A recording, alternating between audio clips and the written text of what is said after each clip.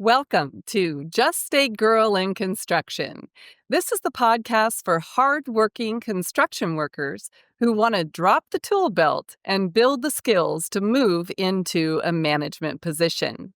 Today, we're going to be having our guest, Neha Dugal. She is a senior vice president and general manager of Batson-Cook Construction.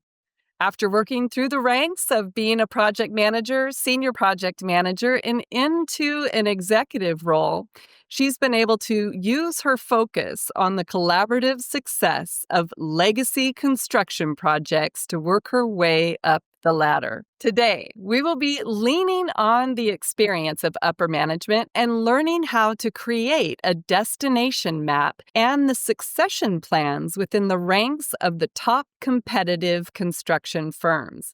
So, if you want to learn more how to be an executive, like and subscribe below.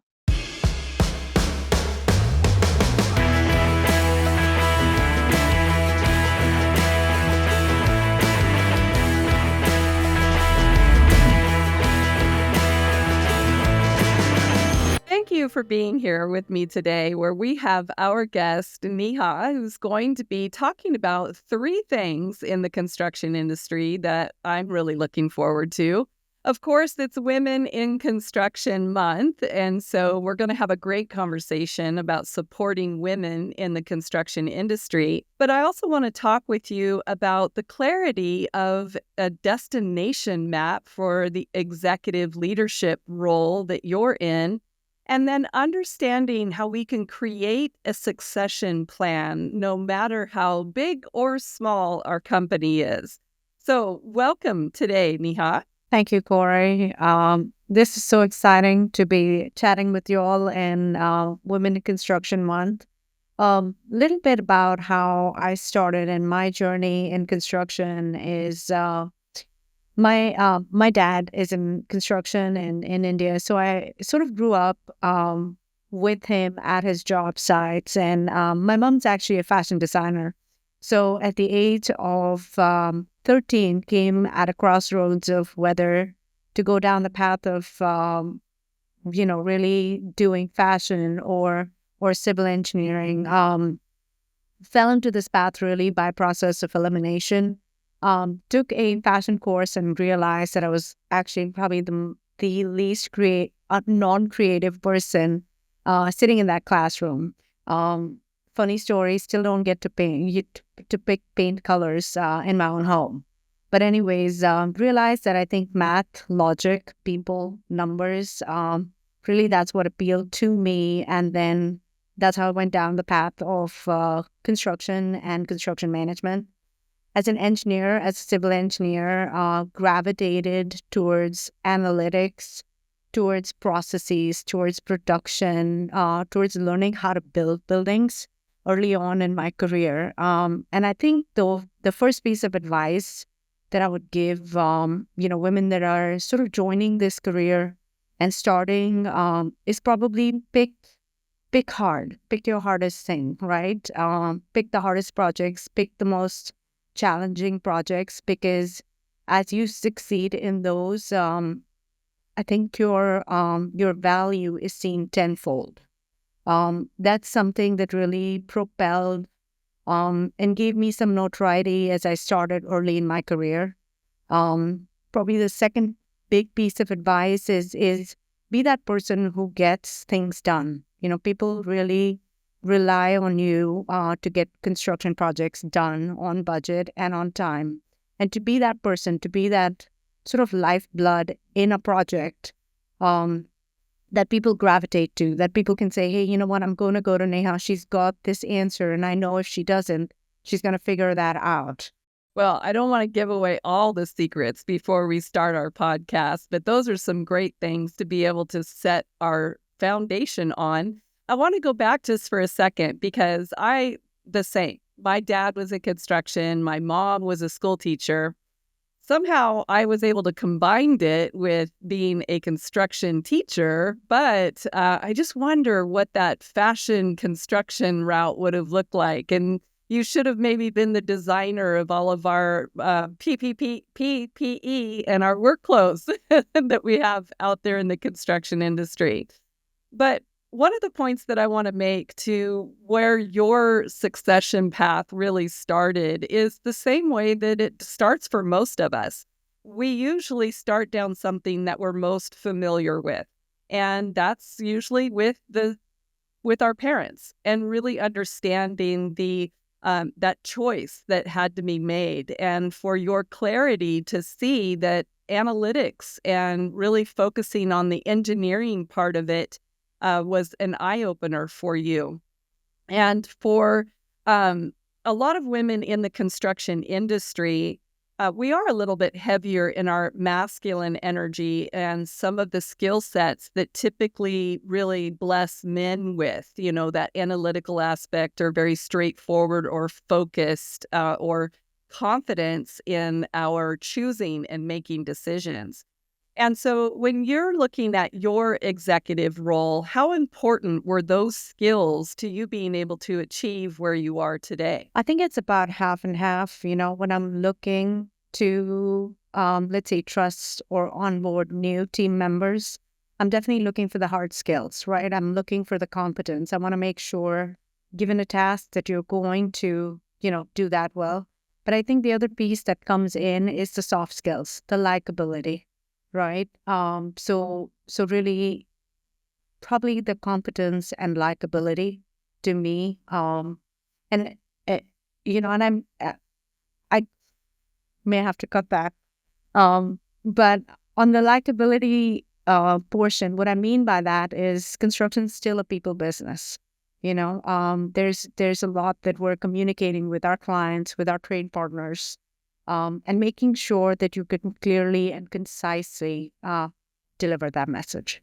Communication, right? I mean, communication is really an essential skill set that we need. And sometimes people get confused with what soft skills are. So can you just do a little bit deeper dive into what that means to you when you're looking at your current workforce and trying to identify potential individuals who are going to be really starting that succession plan in your company? I'll start by giving you an example. I remember, about 8 or 10 years ago, I had somebody who walked into my office and said, sometimes as women in construction, I don't know whether to dress like a man or dress like a woman.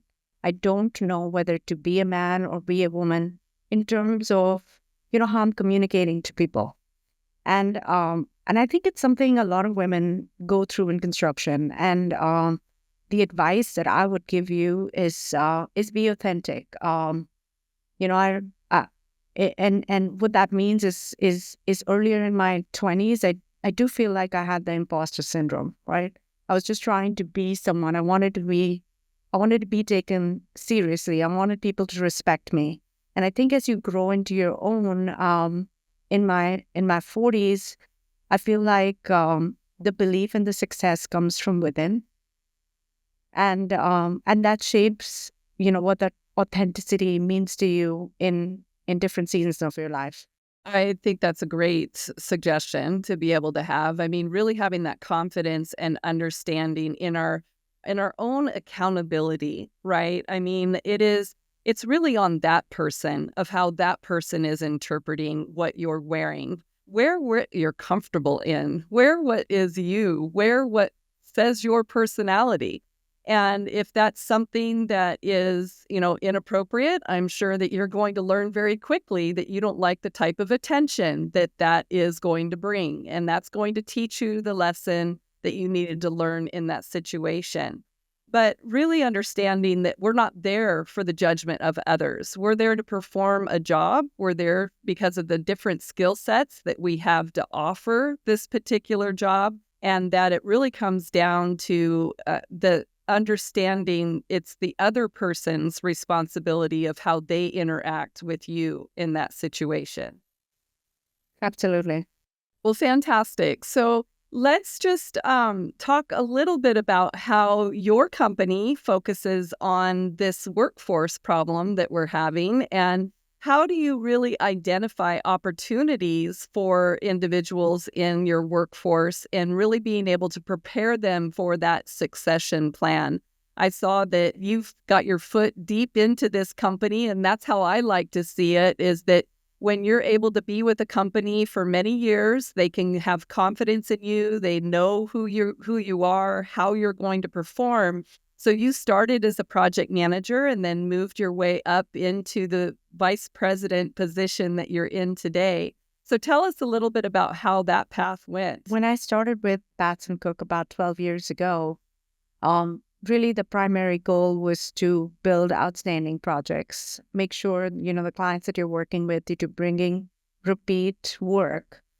Started on the commercial side, building high-rise buildings, and then moved over to the healthcare side, building cancer centers, MLBs, hospital work. So, Neha, I don't mean to interrupt you, but I just want to make a point right here because you said earlier how important it was to choose complex projects. And those are some complex projects. And I think that I just really important point for people to understand that these complex projects have a diverse variety of different aspects of construction that allow you to be able to learn everything that there is to learn on a job, whether it be low voltage or, complicated electrical systems.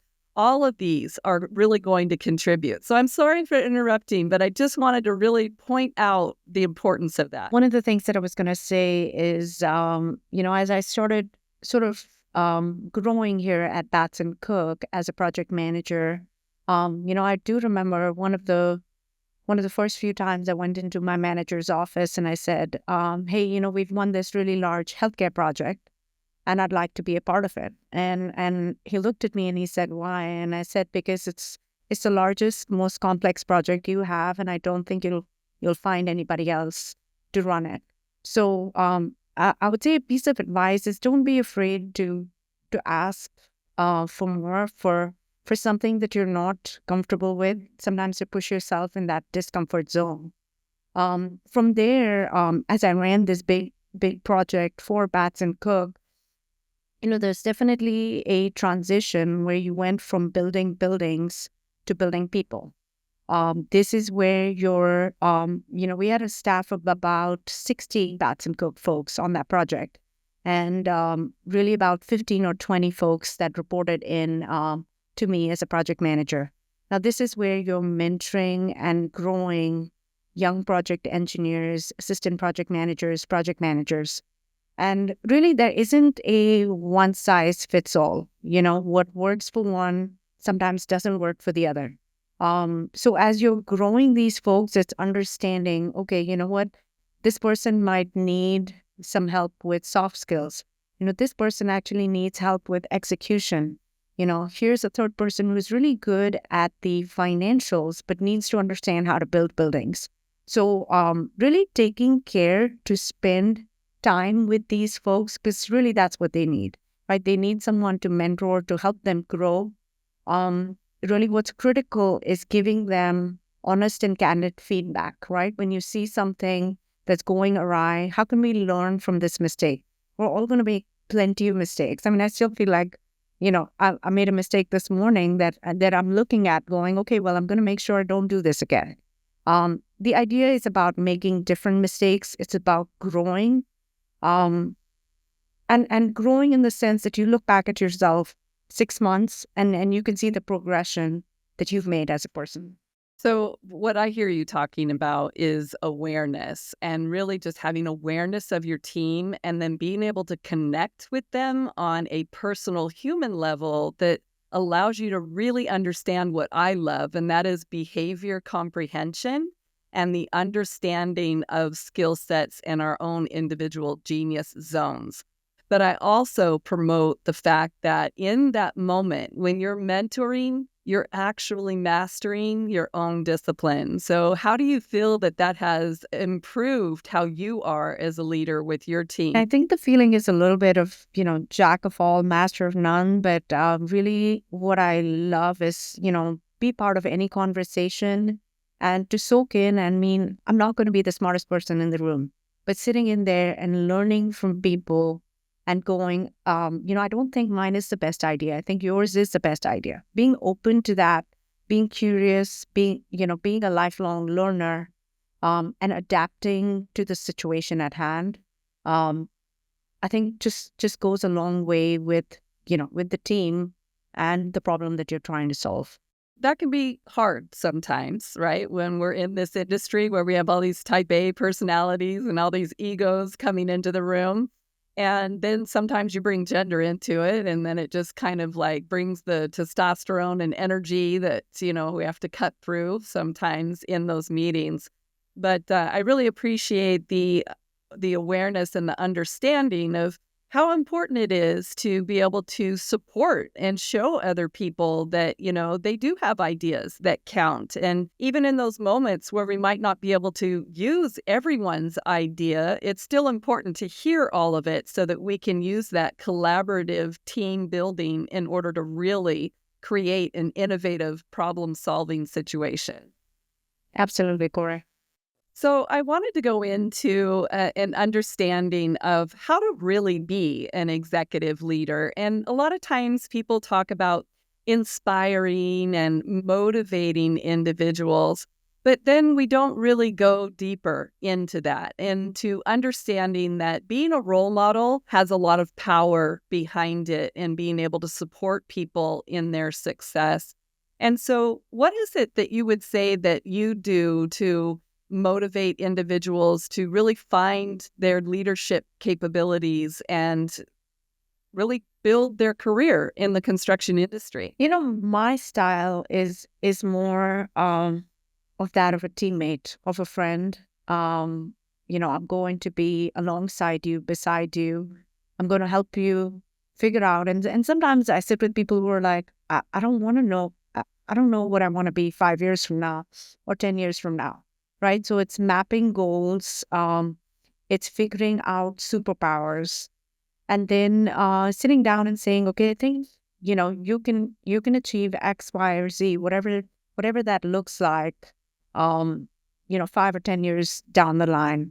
So it's not, and I think probably saying that you don't have a glass ceiling, because there are definitely folks that I meet along the way who feel like, but we've never done this before. And I said, okay, so let's figure it out together. That's more my style of, I remember when I started as a young project engineer, I don't think I saw someone like me in a leadership position.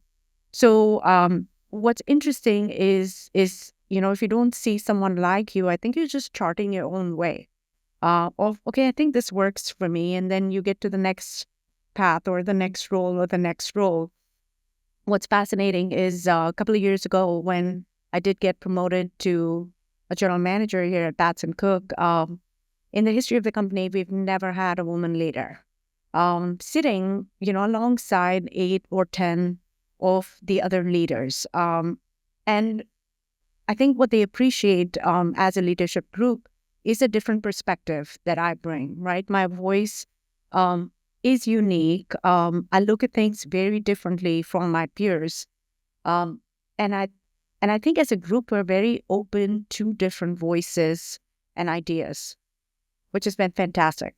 It's company culture, right? I mean, just really being able to open up a company thinking pattern that allows for that individual perspective, a collaborative perspective, and then being able to allow that perspective to generate an interpretation that is different than anyone else. And I think in construction, we're pretty used to not reinventing the wheel. We don't want to go outside that comfort box, but I have been hearing some of the terminology and conversation that you've been using. So I'm going to push you just a little bit because I can feel an energy of awareness, of manifestation, and of really just understanding our genius zone. And, we need to be able to talk about some things that sometimes we don't always get to invite into the construction industry because the industry's been ran a certain way for so many years. And not that we're going to be able to, close our eyes and mindset manifest into a beautiful new hospital. But that understanding that the way that you can go about this can reduce stress and reduce anxiety and provide some organization and management that really is above and beyond anything that has been used in the past in the construction industry. And so, how do you integrate some thought processes that might be outside of the norm of construction into a world that is so used to old school kind of thinking? I think we are, and let me give you some examples of what we're doing here, which is pretty unique. And I'll start from, right when we start pursuing a project. What's interesting is our marketing and business development folks are looking at AI to help. How can we use tools that make our lives easier, right? If it's using ChatGPT for a thought process. Moving into pre-construction, we're using different types of tools and technology to do constructability reviews, right? Look at AI. How can it help us figure out discrepancies in drawings? Moving on to the construction side, our teams pretty much, I'm going to say they're definitely on the forefront of construction technology. We're using laser scanning. We're doing BIM coordination modeling on most of our projects here.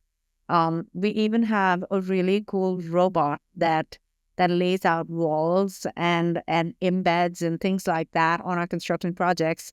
Instead of having a carpenter put down chalk lines on the floor. So I can't wait to see or look at how construction will change in just 12 months or 2 years, because I think we've come such a long way from when I started about 25 years ago. I agree 100%. And I've been working on programs in order just to help some of the field people really appreciate what can happen with ChatGPT, even if it's only used to organize your ideas or correct grammar or spelling. It still offers the opportunity to have professional writing that then can be carried on to really get your message across in a daily report or in meeting minutes. And they've been extremely surprised at how efficient it is, especially when you get to see it right in action and it's just spitting out for you in real time something that you've asked it to help you with. But this wall of resistance in construction is not new. And I think that it really comes down to helping people understand that AI is not going to replace them. They have to understand the foundations in order to be able to correct any kind of software or application that may make a mistake. And so having the human element in it is very important. But if you don't get on board with this, you're just going to fall further and further behind. And I think that's what I love about our younger workforce and their ability for their ADHA to be able to switch mind melts every, 10 seconds, that they're able to adapt to these updates and these different changes that are occurring constantly, where I know even myself, I won't plug my iPhone into the Wi-Fi at home because I don't want it to do the next update because I'm afraid I might lose my contacts or something, So helping people understand not to be afraid of this AI. And so I think that is extremely admirable what your company's doing. It's just here to make our lives simpler. These are tools that are just going to free up our time, where you can actually use that more for problem solving or planning. And how do you integrate that into the site work? I know that you said that the layout of the wall, and I've seen demonstrations of that piece of equipment. I think it's absolutely phenomenal.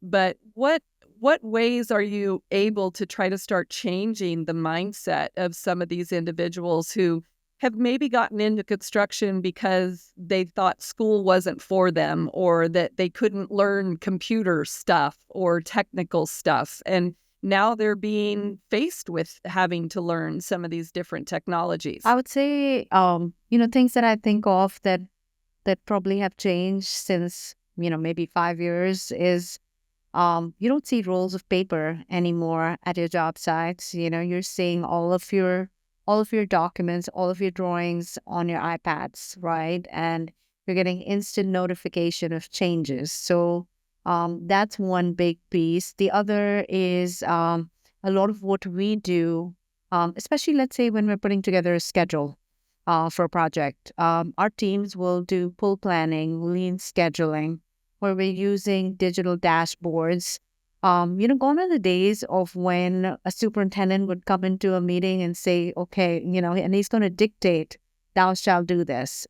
It's just, it's different. You've got the 20 somethings or the 30 something superintendents who are coming in and saying, okay, listen, we're going to all do this together. This is going to be collaborative. And we've got electronic dashboards where every trade partner, let's say the plumber or concrete or, electrician is coming in and saying, these are my commitments and here's the milestone that we're getting to. So it's definitely a different way of how we approach construction. We've got everybody's buy-in, and that's how we are successful as a team. So I've seen that mindset change from the superintendent dictating to a team collaborating on projects to get to the end goal.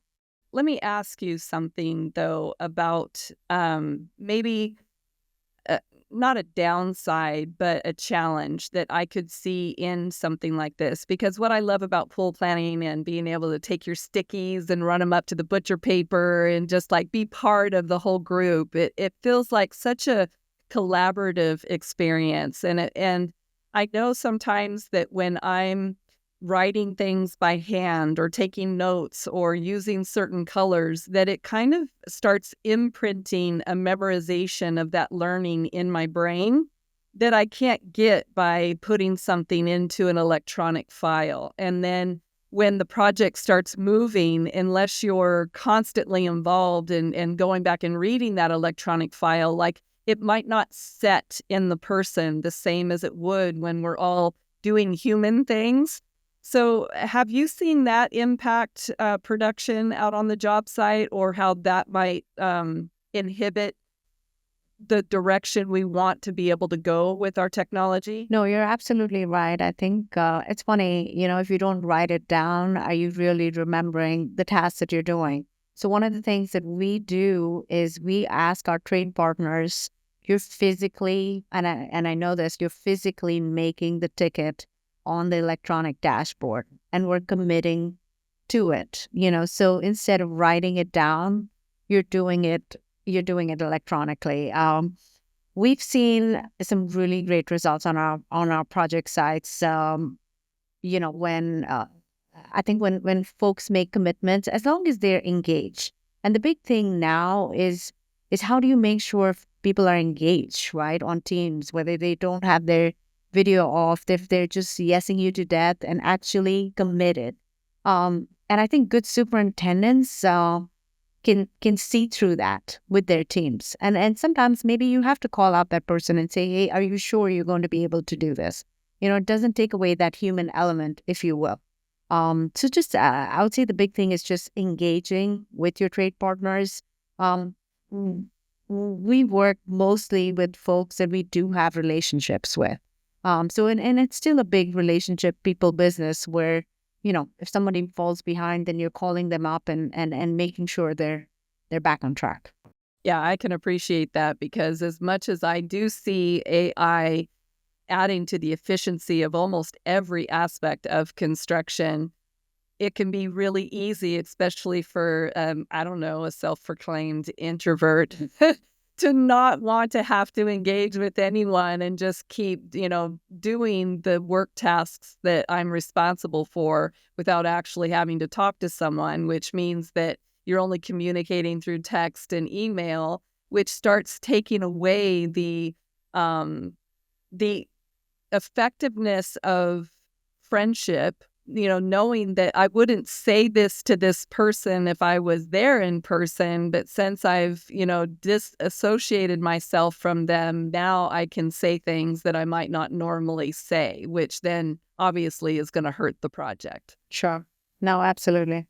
Well, very good. So I want to ask you now that we're in the in Construction month about, your path as a woman. And, it was similar to mine where I will say that my dad, uh, I was probably his toughest employee, right? I mean, so when it comes right down to it, there's not really a man who's going to scare me when I get onto a job site. And so I can imagine that you having that same role model made it easier for you to engage and interact on the job sites because you really weren't thinking about, are they going to accept me? It was more about, is my dad going to be proud of me? And so I'm just wondering for you how that went and what your pathway has revealed as a woman in So construction. I have some fun stories here that I'll share with you. I so I did my undergrad in India and took a one-way ticket from Mumbai to San Francisco about 23 years ago.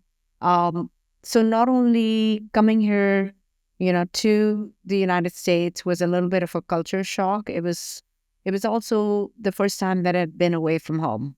One of the big reasons I wanted to do this is I wanted to do something on my own with my own term, I guess at my own terms, without being called so and so's daughter, if you will. So fast forward 9 months, graduate from Stanford, and I remember my dad reaching out and saying, "Hey, I've got these friends who would like to interview you and offer you a job right after you graduate." And it took a lot out of me, but I was like, "Dad, I think I'm going to do this on my own." So I do remember, we had 6 firms that came to the campus, and I think there were probably 60 of us students vying for interviews and I guess placement as we graduated. What was fascinating, I still look back at this. I think there were 6 of us who interviewed and got all of these offers from these companies. So out of a group of 60, it was 6 of us, and it wasn't like we were the 4.0 GPAs. Well, we weren't the brightest, but I think the thing that I took away was the grit, the determination, the willingness, the hey, we want to succeed. I know we don't know what we don't know, um, and starting our careers from there. Of course, every so often, my dad would, as I grew in my career here, my dad would interject and say, "Hey, what about this?" And he did in his own way. He wanted to help his daughter, but I think I was a little bit determined to sort of carve my own paths, if you will. One of I would say one of the biggest opportunities that I did have is with Batson-Cook. I worked in their headquarters in Atlanta. Like I said, I was working on big healthcare projects, and my husband got a great opportunity to move here to Dallas, Texas. I think the timing was really tricky because here I was working on one of the largest healthcare projects, and suddenly we were going to move to Dallas.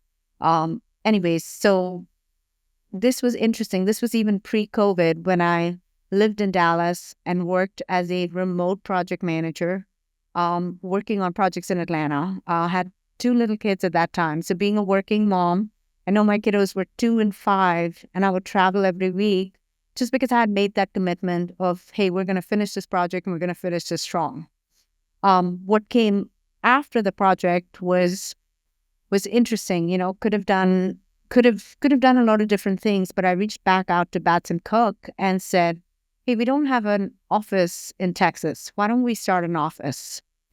And I say this because you got to be careful about what you wish for, right? So they said, "Well, why don't we start an office?" And this was another growing moment, which was, running big projects or managing teams or mentoring. But I don't think I had a clue of what it would take to do business development or to start an office or to grow in an absolutely new territory, if you will. And this is where we sat down, and this is where I think, the pieces started falling into place. What does strategy look like? Who do you go after? How do you use your resumes? Where do you have advantages? Took a little bit of, I would say, really pavement beating to land our first project. And then from there on, it's okay, what does it take to win repeat work? What are clients looking for? How do you perform? How do you grow? When do you hire? How do you sustain? And all of those fun things. So that was sort of a big, I would say, growing moment of, when I got an opportunity to come here and to really start an office. So I don't mean to correct you, but you didn't get an opportunity. You created an opportunity. And I just think that that is so cool, but so incredibly important for people to hear that, is that we're not going to grow unless we step outside of our box. And you were willing to ask, and you were willing to see the potential and the opportunity there where now you lived. And, this is how I've worked my life as well, just because I was in a situation similar, except for I was a single mom with 2 kids. And if I wanted to build my career, I had to design what that career was going to look like. And so it meant asking contractors, hey, do you need somebody to come in twice a week to look at, change order reviews or something? It may be things that they never thought about doing in the past, but now it's an opportunity for them to be able to scale in a different way that they never thought possible, because you asked the innovative question and they didn't say no. And the fun part about it is recognizing that someone's already done it.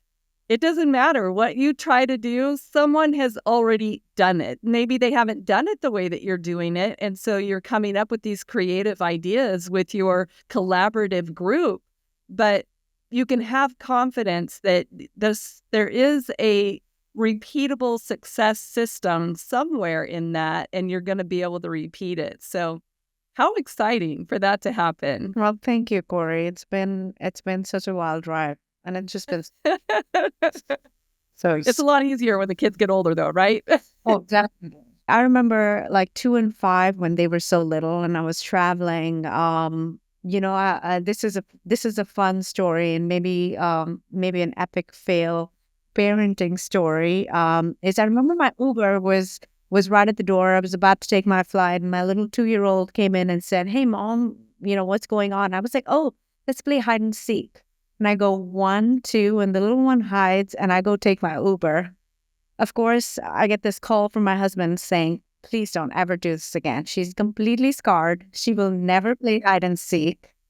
And so I've learned to kind of just, hey, here's what I'm doing. I'm going to take a flight, and I will be back in 2 days, and I'm going to call you every day. So here are little tips and tricks that you learn, being a young mom. Yeah, it was one of the first things that I learned in how to actually take care of myself in taking breaks, because when I worked from home, I found that I would still need a babysitter in order to be able to keep my kids occupied so I could focus on my work. But when it got to the point that they were old enough where they knew that when I said I was going to take a 10-minute break on the hour and spend time with them, they would leave me alone for 50 minutes. And so being able to train them that way made it a lot easier for me to be able to do my work. But it also offered the opportunity for other companies to see how respectful my boys were, and being able to take my boys into work with me. These are some of the challenges that we do meet as women in the industry. And, fortunate you had the partnership of your husband. But even in those partnerships, it's sometimes expected that if the kids are sick, that mom's the one that's going to stay at home, because there's a connection there of nurturing that we're going to take care of. And so we may lose more days of work than maybe our husband, or trying to convince your husband to stay home for a sick, whiny child, may not necessarily be an easy task. And so it is hard for women, especially career women, to be able to achieve that. So I'm grateful that you have such a great partner in being able to make those strides in your career. I will say that once again, working with one company gives you that opportunity for them to grow with you so that they can see those changes in your life and be able to work around some of those changes, where individuals who might be looking at advancement and moving from company to company might not feel that same security or confidence in their moves. And so that's always something to kind of keep in mind. Like you said, I mean, it's great to have, a partner in crime. It's funny that you talk about sick kids. I do remember like the first time our kiddo had hand, foot, mouth disease. I didn't know that was even a thing. And we both sat across from each other. Me and my husband, we did rock, paper, scissors to see who was staying with the kiddo, right? And there was equity in our relationship. We were both, um, striving to do our best at our jobs and just took turns to do that. So it does take a partner. It takes a village sometimes to grow your kids.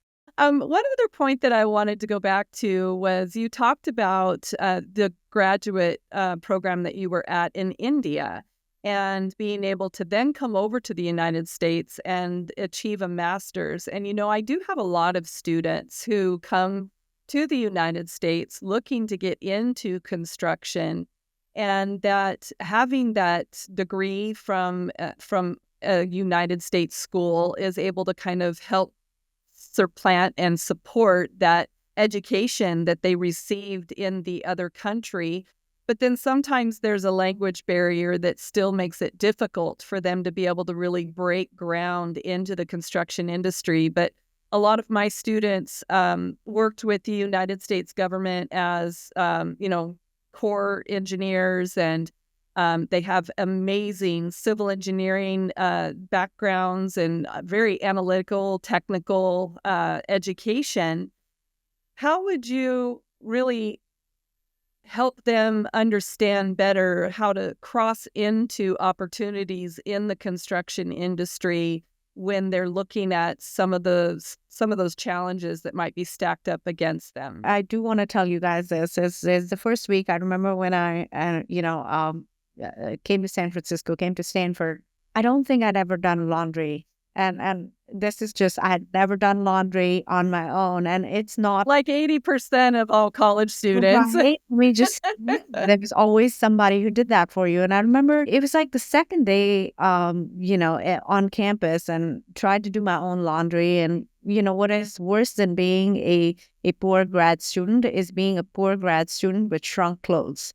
Right. See, that was a fun life lesson. We all go through these things. The other piece that hit me was I remember they had a Starbucks on campus, and I walked in there. I just wanted a coffee, and back then I think it was like $2 or something like that. But here I am. I'm doing the mental math, going, okay, well that's 60 Indian rupees, and a coffee would be 5, right? And so you make those choices, but I think as time goes by, you transition. One of the things you have to do is be open to that new experience. What you came with is fantastic, and I think that's a great foundation. But really assimilating into and taking all the cultural experiences that are around you. What was another piece that kind of was fantastic is I think we were a group of 60 students at Stanford, and we had students from from Australia, and we had somebody from Paris, and we had someone from Turkey, and half our class was filled with like the 4.0 students from Berkeley. So I will tell you, I mean, from an academic and from the smarts in the room, I mean, there was plenty of it. So you kind of had to almost work extremely hard just to be absolutely average. So it's a really humbling experience. And I think what that tells you is just there's always going to be somebody who's smarter than you in the room, right? Just acknowledge that and then use that in the best way possible. Yeah, to not be intimidated by that, but simply to use it as an opportunity of what goal to hit or where to strive to. I think the first 3 months, into the graduate program was fairly difficult. You're coming from a very different system of how you're tested. Back in India, a lot of our testing was based on rote memory. You sort of memorized things and you went and took an exam and aced it, right? Versus being here in the US, it was more about, okay, here's what you've learned, but how do you put that in application? So it took a little bit to understand that, but also to say, okay, you know what, I'm here and I'm going to figure this out, and use that challenge to be the best possible version of yourself. And really, there is no other other thing possible except for to succeed, right? I mean, your survival meant that you were graduating, so there was no other I option. think the fear of failure sometimes drives you to heights that you don't think you'd ever, succeed. So looking back, I mean, the 9 months or the 12 months at Stanford, where you're competing with the best and the brightest in the country, was definitely a challenge, right? A challenge to how do you figure out how can you hold your own, and then still have an amazing set of friends, and then go out and do something fun in the industry.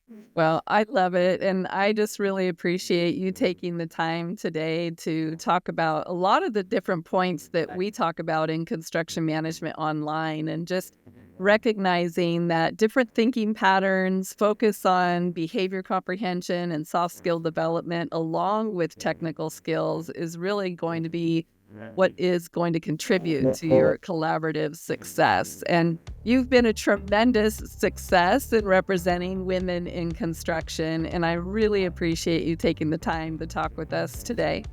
Absolutely, Cory. Thank you so much for having me today, and really enjoyed it.